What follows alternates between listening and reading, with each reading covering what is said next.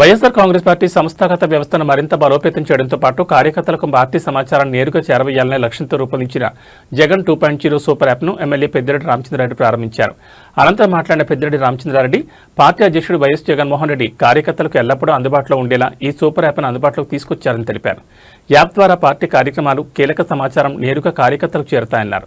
ఇందులో ఏర్పాటు చేసిన డిజిటల్ బుక్ ఫీచర్ ద్వారా ప్రజలు, పార్టీ కార్యకర్తలు తమ సమస్యలు, వేధింపులు, ఫిర్యాదులను నమోదు చేసుకునే అవకాశం ఉంటుందని వివరించారు. అలాగే సోషల్ మీడియా వేదికల్లో ప్రతిపక్ష గొంతును అణచివేసే ప్రయత్నాలు జరుగుతున్నాయని ఆరోపిస్తూ కూటమి ప్రభుత్వంపై విమర్శలు చేశారు. కేవలం 2 రోజుల్లోనే 2 లక్షల మంది ఈ యాప్ను డౌన్లోడ్ చేశారని పేర్కొంటూ ప్రజలు కూడా ఈ యాప్ను వినియోగించాలని ఆయన పిలుపునిచ్చారు. ఆ ప్రభుత్వం ఎందుకు ప్రశ్నిస్తూ ఉన్నాడు, ఈ ప్రశ్నల ద్వారా మన తప్పులు చక్కదిద్దుకోవాలని ఆలోచన చేస్తారు మామూలుగా అయితే. మరి అలాంటి ఆలోచన లేదు. ప్రశ్నించావా నీకు జైల్లో పెడతామని చెప్పే రీతిలో చంద్రబాబు నాయుడు ప్రభుత్వం పనిచేస్తూ ఉన్నారు. ఏకంగా మన ఇన్స్టాగ్రామ్, మన ఫేస్బుక్ ఖాతాలను కూడా ఫ్రీజ్ చేయడం జరిగింది. కానీ మళ్ళీ మన వాళ్ళంతా కూడా పోరాడి వాటిని మన కేంద్ర కార్యాలయం నుంచి వాటిని కేసులు అన్నీ కూడా వేసి తద్వారా మళ్ళీ తిరిగి మనం పొందడం జరిగింది.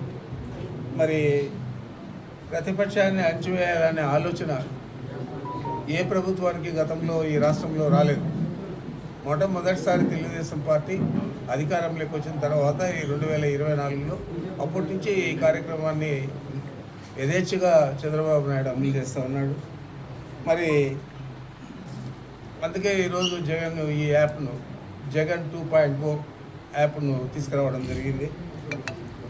ఈ యాప్ ద్వారా ఎప్పటికప్పుడు నేరుగా మన కార్యకర్తలకు కూడా సమాచారం చేరవేస్తారు. కాకుండా మనం డిజిటల్ బుక్ అని చెప్పి జగన్మోహన్ రెడ్డి గారు అనౌన్స్ చేశారు గతంలో.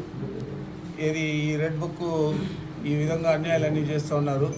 మనము ఈ డిజిటల్ బుక్ పెట్టి మన కార్యకర్తలను కాపాడుకోవాలా, వాళ్ళు ఏమేమి వీళ్ళ మీద కేసులు పెట్టారో, తప్పులు చేశారో అవన్నీ కూడా మన నోటీస్కి వచ్చే విధంగా ఈ డిజిటల్ బుక్లో అప్లోడ్ చేయాలని చెప్పి జగన్మోహన్ రెడ్డి గారు డిజిటల్ బుక్ను అతను ఆవిష్కరిస్తే ఆ బుక్ను కూడా ఈరోజు జగన్ 2.0లో కలిపి అది కూడా ఇందులోనే పొందుపరచడం జరిగింది.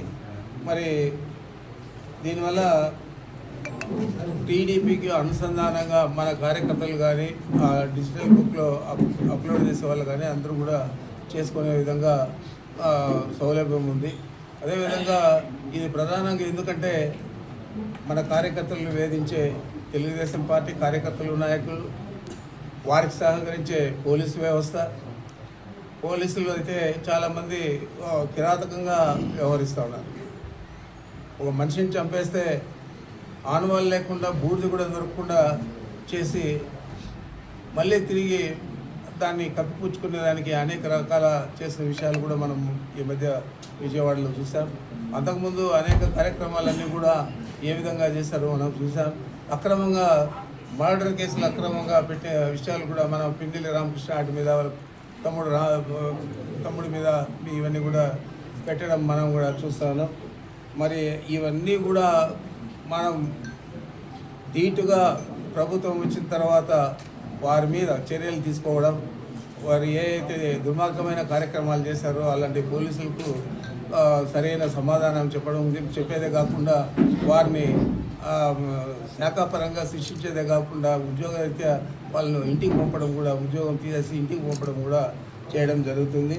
మన కార్యకర్తలే కాదు, మన పార్టీ నాయకులే కాదు, సామాన్య ప్రజలు కూడా ఈ జగన్ 2.0 యాప్ను డౌన్లోడ్ చేసుకొని మీకు ఏ సమస్య ఉన్నా కానీ దీంట్లో అప్లోడ్ చేయండి.